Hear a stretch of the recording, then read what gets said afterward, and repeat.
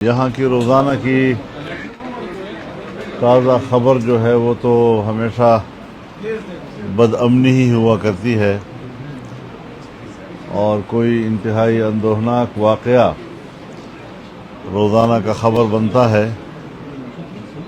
باجوڑ میں جو ہمارے ایک نوجوان شہید ہوئے ہیں، میں اس پر باجوڑ کے عوام سے بھی تعزیت کرتا ہوں، ان کی پارٹی سے بھی تعزیت کرتا ہوں، علماء سے بھی تعزیت کرتا ہوں۔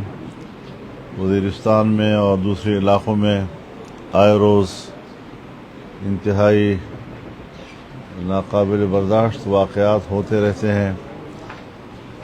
یہ صوبہ جو ہے وہ امن و امان کے لحاظ سے تو میرے خیال میں اس وقت سب سے زیادہ بد امنی کا شکار ہے۔ بلوچستان کی یہی صورتحال ہے، سندھ میں ڈاکوؤں کا راج ہے، 3 صوبے اس وقت بد امنی کے لپیٹ میں ہیں، اور حکمرانوں کی کانوں پر جوں تک نہیں رینگ رہی۔ بلکہ میری رپورٹ یہ ہے کہ ہمارے حکمران مسلح گروپوں کو بھتے دیتے ہیں، اور جب وہ اپنی حفاظت بھتے اور رشوتیں دے کر کریں گے اور ان کی جیبیں بھریں گے تو اس سے کیا ان کے اوپر اثر آئے گا؟ وہ تو ان کی اور حوصلہ افزائی ہوگی، اور ہمارے اگر حکمرانوں کی سطح پر ان کی حوصلہ افزائی ہوگی، علاقے کے جو مؤثر ترین شخصیات ہوتی ہیں ان کی طرف سے